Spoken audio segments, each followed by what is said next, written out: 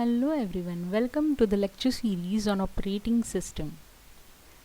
I am Mrs. Gitanjali Mahamudkar, lecturer and research scholar at Department of Computer Engineering, Dr. Babasaheb Ambedkar Technological University, Lonere. The books that I am going to refer for this lecture series is Operating System Concepts by Galvin and Operating System by Achyut Godbole and Atul Kahate. This is the first lecture in this lecture series titled Introduction to Operating System, at the end of which you will be able to define what is an operating system, explain the computer system organization, the OS structure and operations, as well as list out the various components of an operating system. To begin with, let us understand what are the components of a computer system. As you all know, the fundamental goal of a computer system is to execute user programs and easily solve user problems.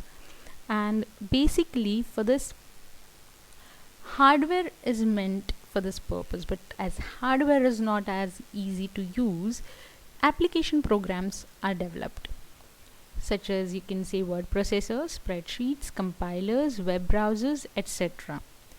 Now these programs require controlling and allocating resources such as input-output devices. You can have CPU, memory, file storage space, etc.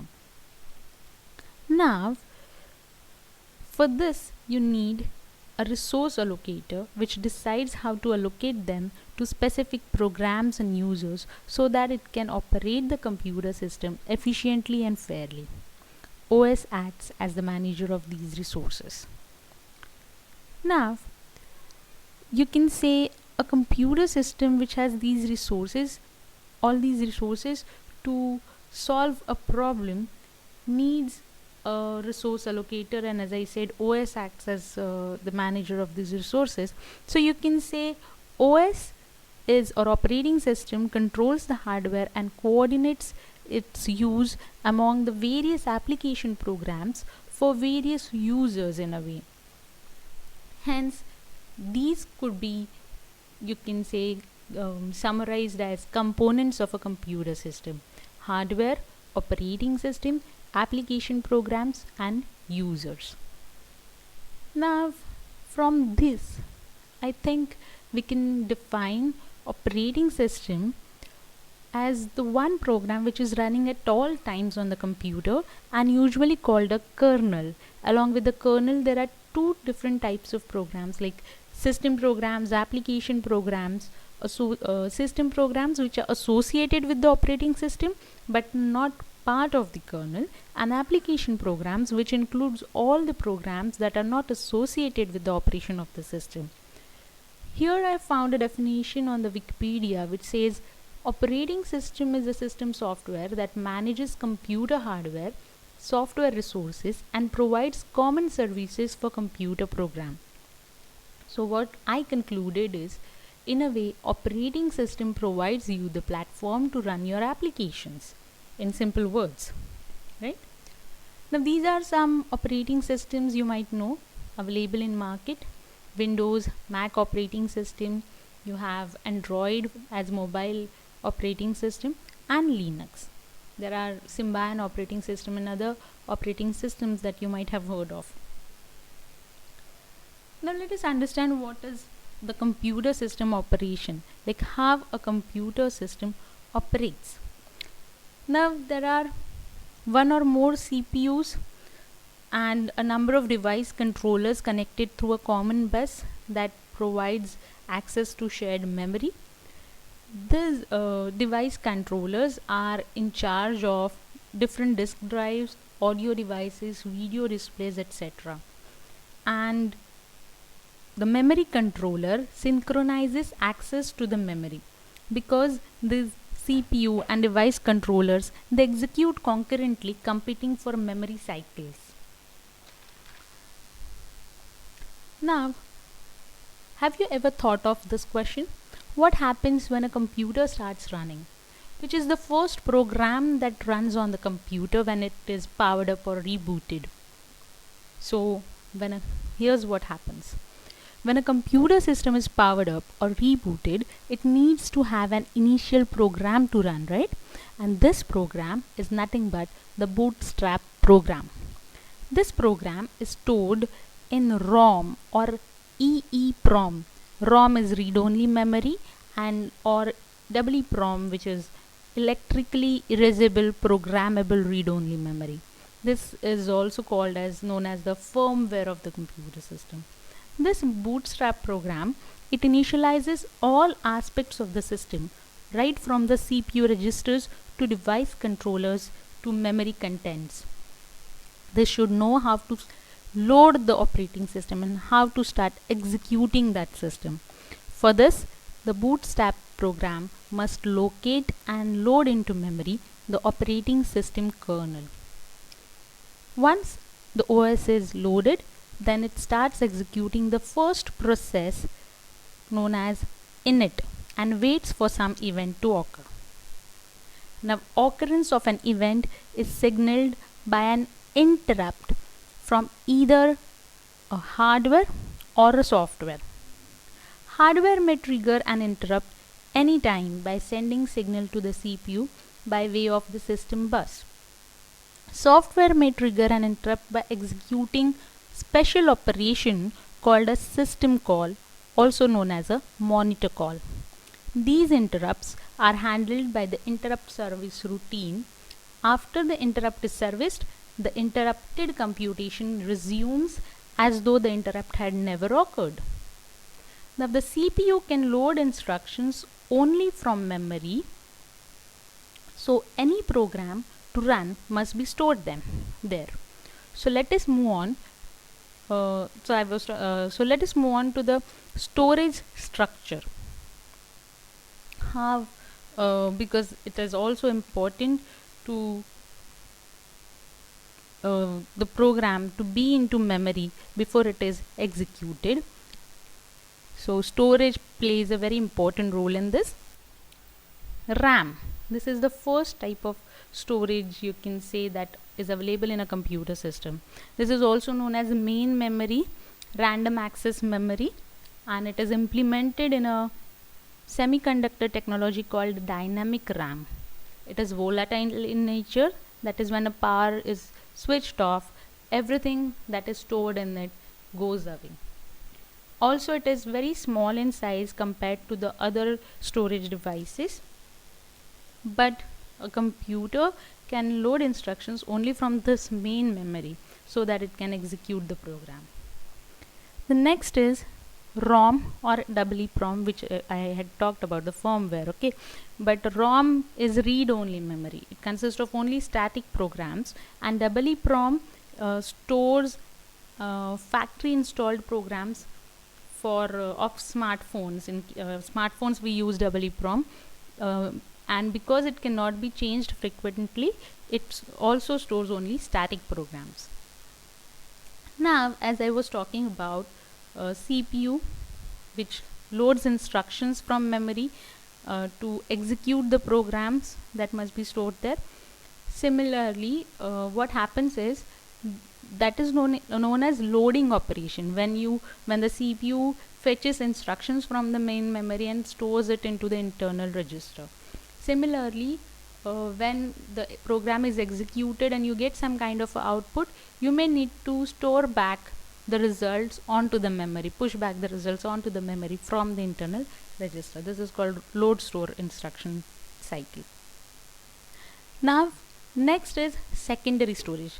One of its very important type of secondary storage is magnetic disk. Why do you need this? Because, as I had already told, main memory, that is RAM, is volatile in nature as well as small in size. So you can't store all the programs onto RAM, okay. Hence you need some storage device where you can store the program onto disk, and whenever need be, you can fetch it onto memory so that CPU can access it. Now, there are also other kind of memory devices such as cache memory. You have CD-ROM, magnetic tapes, and so on available. All forms of memory provide an array of words. Now, word is nothing but, you can say, it is I hope you know bit, which is a basic storage device. 8 bits make up a byte. in some systems, one or more bytes make up a word. Okay, so each word has its own address. Now, most programs are stored on a disk until they are loaded into memory. Now, there are different types of memory devices available. As I said, they are differentiated on the basis of speed, cost, size, and volatility. Let us move on to operating system structure. We have already covered what a computer system organization and structure is. Now, after covering the basic of this, let us move on to operating system structure. Now, operating system provides an environment within which programs are executed. A very important aspect of operating system is the ability to multi-program, which means to make proper utilization of CPU, you need to organize these jobs and multi-program. You can't keep the CPU or input-output devices busy all the time just by running a single program. So you need to execute multiple programs at once. Even if you have a single processor on your system, you need to have multiple programs running in a way such as suppose you have one program which is executed by a CPU, and that program needs to do some input output activity, then at that time the CPU remains idle, and that is not very cost effective. So what you can do is you can have number of programs onto memory simultaneously, so that when a program is doing some input output activity and the CPU is idle, it can just the CPU can fetch the other program and work on it. So that is called multi-programming. But for a CPU to execute a particular program, it has to be on memory, and a memory, as I said, main memory like RAM is not at times big enough to accommodate all the jobs, right? For that, the processes that are residing on a disk awaiting allocation of main memory can form a pool, that is a job pool. Okay, and OS keeps several jobs in memory simultaneously, but you can have a set of jobs in memory which is a subset of jobs in job pool, and this job pool resides on disk, right? Now there is another type of system such as time sharing system, which is actually, you can say, a logical extension of multi-programming. It is called multitasking. You can compare it with your mother, right? Your mother can simultaneously talk on phone, cook a sabji, roll a chapati, and watch her daily soap. Now that is how you can compare a multitasking system to be. In a multitasking system, a single processor executes or can carry out number of tasks. They are not carried out simultaneously actually, but what happens is the the switches between the processes is so fast that you get a feel कि multiple tasks are carried out simultaneously. It generally is preferred in an interactive computer system where users can interact with each program while running, as switches occur very frequently in that case. And time sharing system basically uses CPU scheduling, multi-programming, job scheduling. What all are these concepts we are going to study in our further future lectures, right? But just remember, this being an interactive computer system, the response time is very short. It uses the concept of swapping. That means a program swaps in and out of main memory as and when required, because you want number of programs to run simultaneously. So the program which is executing at a particular moment is swapped in the main memory, and once particular part of the program is executed, it is swapped back out of the memory. Now there is another concept of virtual memory which enables users to run programs that are larger than actual physical memory. It allows the execution of a program that is not completely in memory. So that is the concept of virtual memory, right?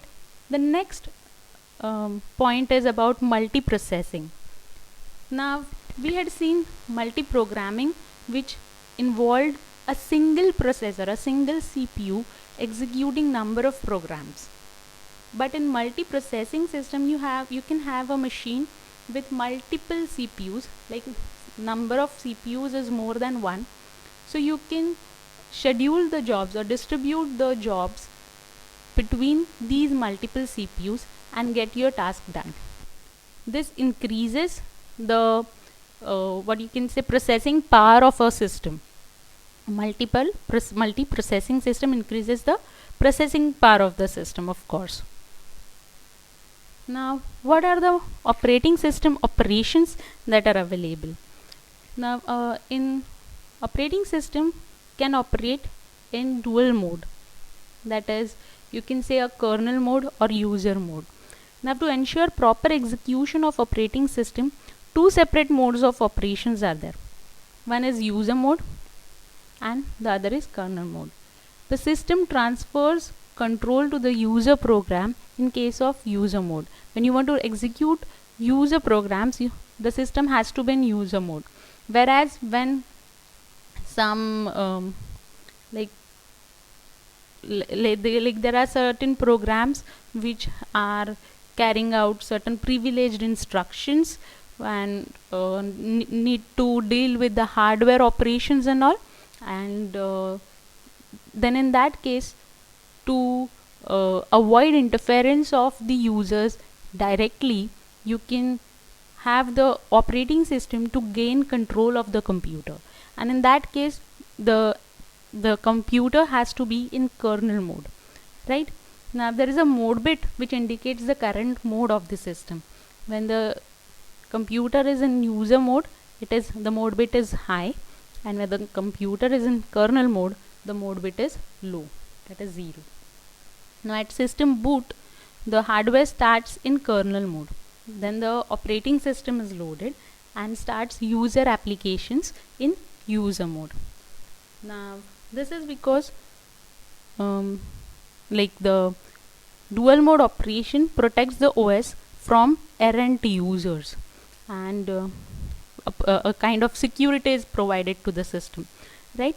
Now there is a concept of timer.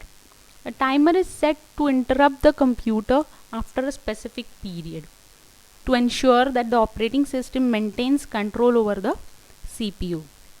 You can think of this that the timer is fixed or variable. Like you can keep a fixed amount of time to set the interrupt, right? Or you can have variable time depending on what kind of application is running, and then after what time you want the interrupt to like come up. Okay, so that is fixed and variable kind of thing. It is just kind of a reminder, when we are out for a party, our mother says ki you have to be back by 11, otherwise I'll ask your father to call up or something like that. So that is a kind of warning, so when a program is running, you assign a specific time to it, and if after that if there is some kind of error, such as divide by 0 or something, and there is no output or no any execution result, then the computer sets up an interrupt and asks the operating system to take over the charge of the processor. Okay, so the timer ensures this, that the operating system maintains control over the CPU. The next point is operating system components. Now there are various components which help the operating system to carry out all the tasks that we were discussing till now, like that helps the operating system to carry out its role efficiently. Those components are file management, network management, secondary storage management, security management, input output device management, process management. Now these all are the components of the operating system which we will study in detail, like what kind of task they are expected to carry out. We'll study this in the next lecture, so that is the upcoming lecture agenda. For as of now, I have just listed out the components. Okay, in the next lecture we'll see each component, activities that are carried out by each component of the operating system, and many more things in the next video. So let us revise what we have done till now. In today's lecture, we have seen what is an operating system, what is a computer system, what was its structure, then about the operating system structure. Before that we covered storage structure. Then we also discussed about operating system operations and its components. So I hope each point was clear enough and you'll be able to answer the questions in the question bank, like define operating system, compare multi-programming and multiprocessing systems, state the operating system operations, and enlist the operating system components. Thanks a lot. I hope you have liked the video. So do not forget to like, comment and share this video, and subscribe to my channel for more such videos. Thank you.